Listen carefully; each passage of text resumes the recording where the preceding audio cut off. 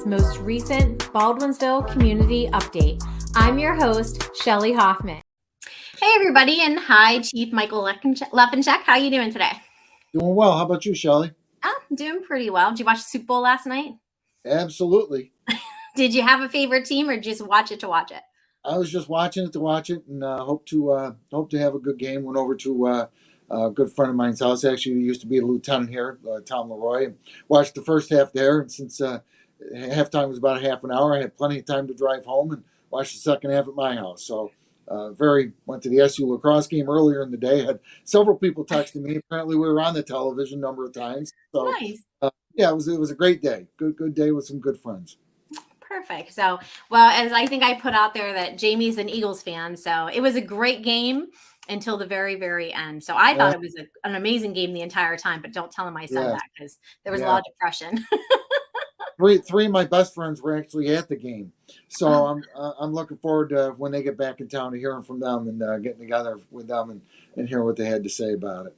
Well, that'll be fun. So, yeah. All right, so what we haven't talked in a little bit. I don't know if it was December or January. But we've had some things going on in Beeville that have kind of prevented us from getting together and talk about positive things. But it's nice to be at a different place than we have been over the last month or so. Yeah, absolutely. So what do you have to share with us today, Chief? First, I want to talk about Wednesday is apparently there's a national day for everything now, but Wednesday is School Resource Officer Recognition Day. And I certainly didn't want to let that go by without making mention about our School Resource Officer program and how proud I am of that and how important that is to us as an organization and the history surrounding that. So, as you know, Shelley, I've been here in Baldwinsville for about 35 and a half years now. I started in September of 87. And even back then, we had a presence in the school. We had an officer, Ann Vertrees, who had been injured on duty many years before. And she was kind of working part-time for us. And at the high school, not really assigned, they didn't call it a school resource officer then, but really that's what it was. She kind of acted as a liaison between the school administration there and our police department and would try and resolve issues at the school before they became community issues, or if something happened in the community, would resolve them before they ended up in the school. So oftentimes if, the kids have a fight after school, well, the next day in school, that likely might, translate to issues within the building where that's really the same type of thing that our SROs do now is conflict resolution, solving problems before they get to be bigger things, and really is a resource for the school and the kids as well. And I just can't comment enough about our program and the cooperative nature that we have with the Onondaga County Sheriff's Office. I think we're a very unique district in that our district office, our high school, our junior high, and two of the elementary schools are located within the village. But obviously the Baldwinsville School District is much larger area composing town of Lysander, town of Van Buren, and a little bit of the town of Clay. So they're drawing kids from all over those areas. And there's 3 elementary schools that lie outside the village and is along with Ray Middle School. So the sheriffs have school resource officers in those buildings. And I'm really not familiar with any other district in the state. Now, maybe there are, but that have 2 different police departments servicing different schools within the district, and that working as seamlessly as it does here. And I think it speaks to the level of cooperation that our organization has always had with the sheriff's office, as well as working cooperatively with the school district. And then we're very fortunate this year. We obviously expanded our program. We'll start at the elementary level. Officer Marty Knoll is SPO, our Special Patrol Officer at Eldon School.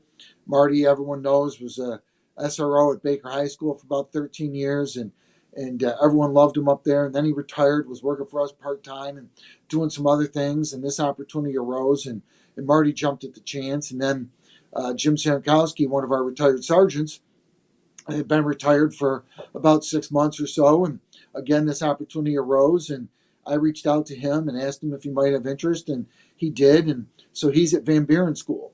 And it's great for us to have two knowledgeable 25 plus year veterans of law enforcement to serve in those campuses and have that relationships. And then Officer Andrea Natoli, who has worked at both Durgee and Van Buren Elementary School in the past. She's at Durgee Junior High School now as our school resource officer.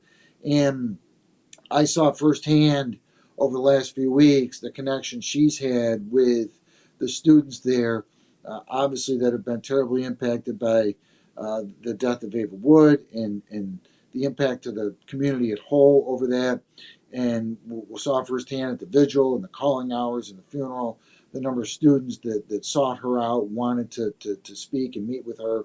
And then the same at the high school with Officer Jenna Quattrini, who's at Baker High School, who took Marty Null's spot when Marty retired. And the great job that our SROs do working cooperatively with the school district, and then the SPOs and SROs from the sheriff's office as well. So I just think it's a great program for us. It's, as you know, we're a community service-based police department. We've been a community service police department since 1972, so we're in our 51st year of doing that. It is the most important relationship we have, bar none, is that with the school district. Right. I agree. And my eyes are watering. So I obviously can't do that road. But when you were talking, Chief, I was just thinking of what a resource for those kids in a time where they probably have a lot of questions. Right. And they Yeah, wouldn't walk down to your station to ask you questions. But if they see the SER officer in the hall, SEO officer, sorry, in the hall, and just to, it's like I always use the word chit chat. So, but it's yeah. still, I'm not gonna lie, it still hits hard in this community. So I'm glad those officers were there as part of that process for the kids. And I'll tell you, it hit all of us hard too. It hit them hard. And we're not immune from feelings. We're not immune from things impacting us. And I don't want to go backwards in time here, but I will say that, the sheriff's office was great by having their peer support people come out and meet with members of our department as well as the sheriff's office. There were several new deputies that were in training on that call. And so impactful to them, impactful to us. We have an officer here that we've sent to a great deal of training, and are sending her to more on being a peer support officer. So she is followed up with people as well.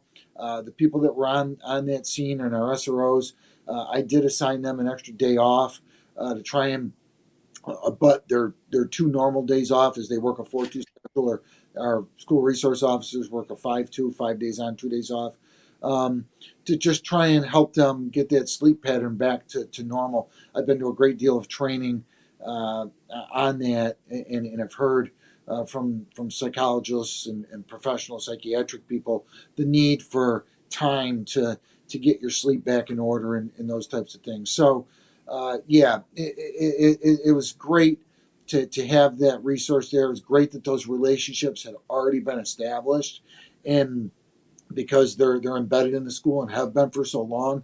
We've had that formal school resource officer program since 2000 at the high school, and then it's now expanded out to all the schools. So we've had that formal relationship for over 2 decades now, and informally, like I said, I was here in '87, and Ann Vertrees was at the school and had been there for some time.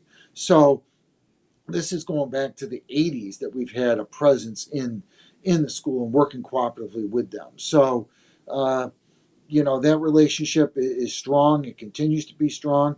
You and I were talking beforehand. I've actually spent about an hour or so with Dr. Kathleen Davis, the interim superintendent. Had a great conversation with her on a wide-ranging group of topics, which it was a private conversation between her and I'll keep it at that. But just I think she's going to help the district right now and move in a positive direction for them. But I explained many of the same things that I just said to you to her as well. That for us as a community service based organization, that relationship we have with the school district is paramount to us. It is the most critical, most important relationship we have. It's the relationship where we can have the most impact. It's the most bang for our buck. We've got a lot of students there. We've got a captive audience. We have an opportunity to make a positive impression on those students every single day that our staff is in those buildings. And for us, that's what the ultimate goal is to Yeah. make a positive impression, build those relationships, so that way we can be more successful as an organization as a whole. Well, it's nice that they get a day of recognition because you're right. There's National Hot Dog Day, Pizza Day, Donut Yeah, Day. I must be hungry because those are all food, but it's nice that they're getting recognized as well. So yeah, absolutely, absolutely. The other thing I kind of wanted to talk about a little bit, there's been a lot in the media recently, obviously, situation down in Memphis. 4 or 5 officers there were arrested and charged with the death of an individual in custody there that they were trying to apprehend. And uh, both the International Association Chiefs of Police and the New York State Association Chiefs of Police put out statements regarding uh, that incident. I sit on the board of directors for the IACP.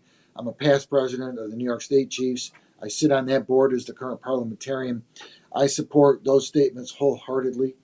Um, and I've had a number of conversations with other chiefs about how does this happen? How do you prevent this type of thing from happening?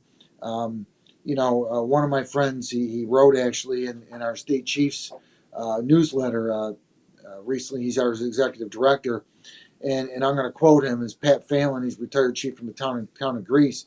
He said, "You can't control at 3 o'clock in the morning what the officers are doing when you're at home asleep, but you can control who's out there." So that's kind of what I'm going to circle back to is our hiring process, and we do everything we can here in Baldwinsville to ensure that we hire the people that we think are a good fit for this community and that are going to serve the village of Baldwinsville residents with the utmost professionalism.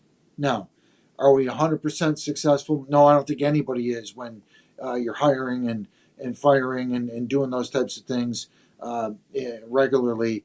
You're going to have hits and misses. But I think we do as good of a job as we can during our hiring process to identify those people that are going to work well here in Baldwinsville. You and I have talked about this in the past, what our hiring process entails for a full time officer, for people that are new just hearing this, or as a refresher for anyone else. First thing they have to do is take the civil service examination. Then their name appears on a civil service list. They have to take a physical agility exam to ensure that they're physically capable of performing the job at an entry level. That exam, about 50% of the people that take it fail it. So if there's 400 people that take it, only 200 people are going to pass it. Um, and I don't know if that speaks to the exam or if it speaks to the general overall health of the people in society today. I'm not sure. That's for someone a lot smarter than me to figure out. After that, we're going to have a panel interview with those people where our lieutenant and then our sergeants actually interview that person. If they make it through that stage, then we'll start a background investigation. We'll assign a background investigator who will talk to coworkers, friends, family, visit their home, talk to their neighbors, look into financial history. We're going to do a polygraph examination. We're going to have them seen by a licensed psychiatrist who's got experience dealing with police recruits and have a psychological exam completed. They're going to have a full physical exam. Any red flags, any issues come up, um, we're going to look at financial history. We're going to check their credit. We're going to look at all aspects of their life and hope that we're bringing in someone that's of good moral character and someone that uh, is not going to embarrass the department, the village, or the community as a whole. So that's our hiring standards. Um, Whenever we're hiring someone, uh, I have a voice in my head, and it's Rick Presley, who used to sit on our village board, and for many many years was the chairman of the public safety committee. And when my predecessor Dan Warner was the chief, and I was second in command. Rick chaired that committee, and then when I became chief, he was still there until he left the board. And he routinely said when we were hiring people, don't lower your standards. And I think that is critical. We have a lot less people taking the law enforcement tests, whether it's corrections, whether it's police. There's a lot less people, so there's much fewer candidates to choose from. Quality candidates are not nearly as plentiful as they once were. But whenever we're hiring, I still hear Trustee Presley's voice in my head saying, don't lower our standards. And that's really been the hallmark that I've tried to uphold here in Ballsville during my tenure as chief, is to ensure we're hiring people that aren't going to do something that I'm going to have to get up in front of a group of reporters and try and justify or look them in the eye and say this is wrong. And that's kind of where we're at on that. I'm not going to comment on the incident in Memphis itself. I don't think that's my role. But I think it is my role here as the chief in Ballsville to ensure that the people here are going to get quality law enforcement service. And then once they're hired, we've got several mechanisms to ensure that our officers perform appropriately. Proper supervision is one of them. Proper policy and procedures in place is another method. Obviously, we've got our body camera program in place now to expand on our in-car program that we've had for years. So I think all those things combined help to give our customers, who are really the people we come into contact with every day, a better level of customer service. Ultimately, we're in the customer service business. The Village of Baldwinsville does not have to have a police department. They choose to have a police department because we can provide a level of service and personalized service that the state police or the sheriffs can't. It's not a criticism of those agencies. No. They can do a lot of things that we can't do. They have a lot more people. They can bring a lot more resources to bear. We just saw that recently, where I turned over a major investigation to the sheriffs to assist us on the criminal portion because they've got a couple hundred people in their police division. I don't. I've got 15 people to draw from. I've got some good people. I just don't have enough of them to handle something like that. So we're all good at what we're good at, and I think that's you have to recognize what you're good at and what you're not, and where your strengths and weaknesses are, and ensure that the people in the village are going to get the best quality service. So I think hiring good people, having good training, having good policy, having good procedure, and then the body cameras to ensure that if there's a question, if someone calls up and says, officer so-and-so was rude to me, or they said this or said that, we could just go to the body cameras almost exclusively to review that. Now, are there times where they might not work 100%? They're technology. Right. Everyone knows with technology, it's not 100%. But for the most part, we can go to that and say, yeah, we probably could have done a better job on that. Or most of the time, quite frankly, our officer hadn't done anything wrong. And the video bears that out. So for us, it's a great tool. You know, our officers know they're being recorded. So if something were to go on, you almost say, geez, shame on you, because, you know, you're being recorded. But fortunately, you know, we just don't have those types of things happening very often. So, you know, one of the things I like, I can't even tell you how many of these episodes that we've done together, Chief, but obviously going back before around 2020, 2019. Yeah, as soon as COVID started, yeah. Yeah. But the one piece that I do love about these is, unfortunately, you can't control what happens in the world, right? And when things like Memphis happen, when we do talk the next time, I love that you bring it home and you say, this is what we're doing. You know, you try to be proactive. A lot of times you guys are proactive with what you do, the community policing. You know, I didn't know what it was about the Baldwinsville policing that I loved so much when I first moved here until I started talking to you and learning about the difference between community policing and other type. Because where I grew up in Pittsburgh, loved the police force that we had, but it wasn't probably community policing, or it was just a bigger area, kind of like you were talking about the sheriffs and just couldn't get there.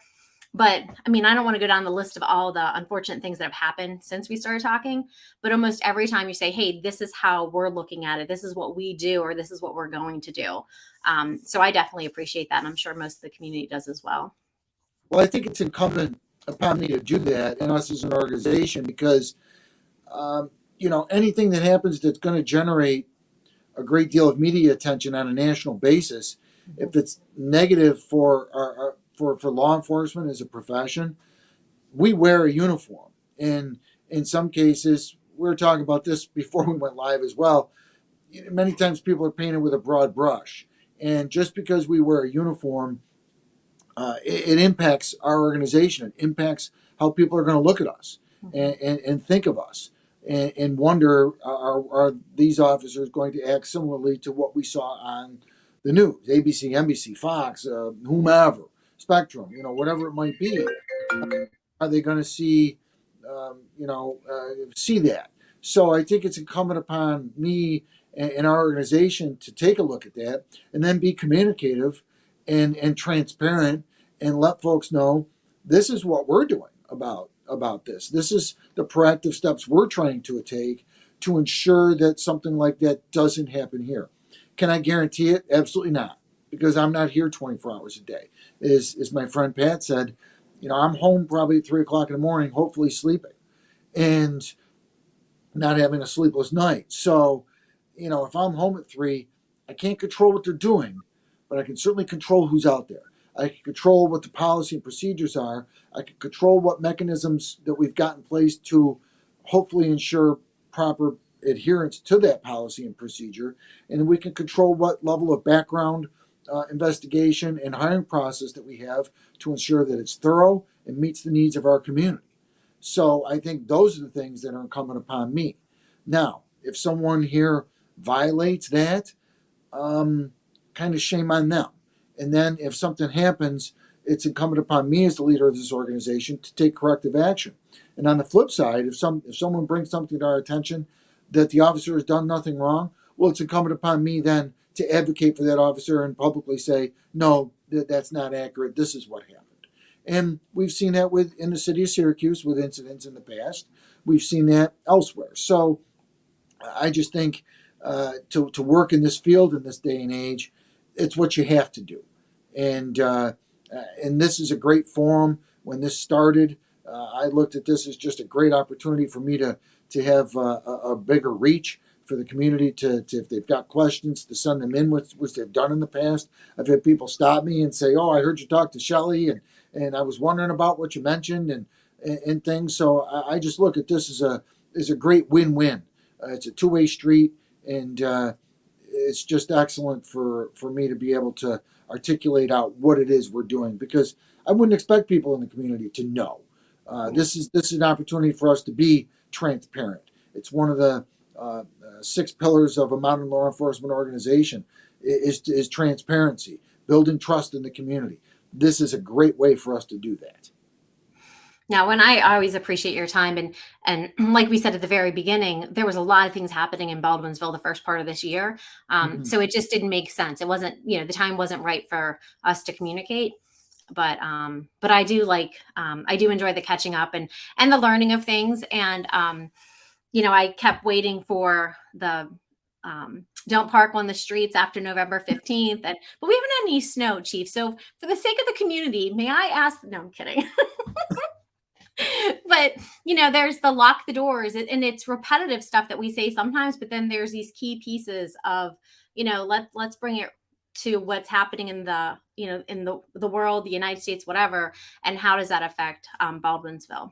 Because sometimes I do look at Beeville like we're this little bubble where things don't necessarily happen here that happen elsewhere, but they do, or they can, and we have to be prepared for it.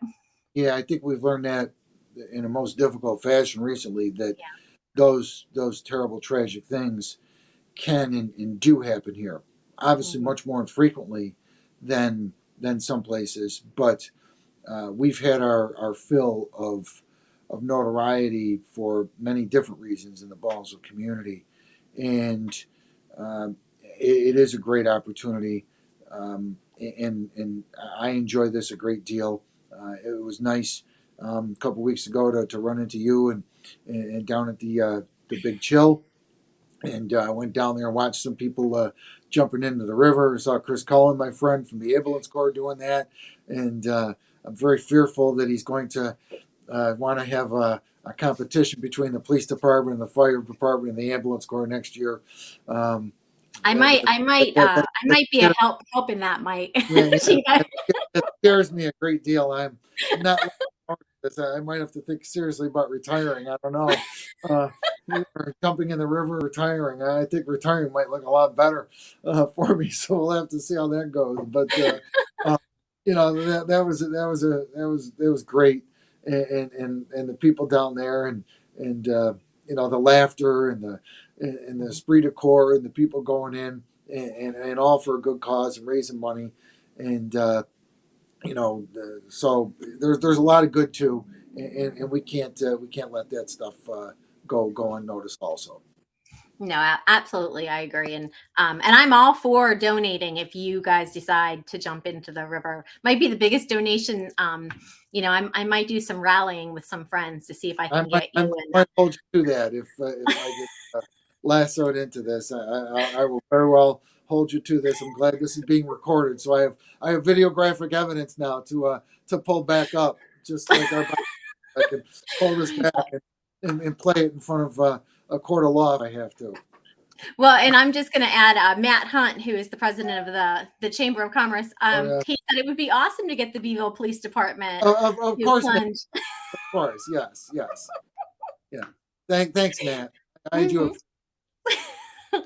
So, well, on that note, Chief, is there anything else you'd like to share with the community before we part ways today? No, just all I want to say is obviously recently we've had terrible tragedy occur in the village, but I had so many people reach out to me personally that know me, support our department, send messages to our department email, which I've read every single one of them, and the support from the community really was heartwarming. It was heartwarming to our staff and heartwarming to me personally.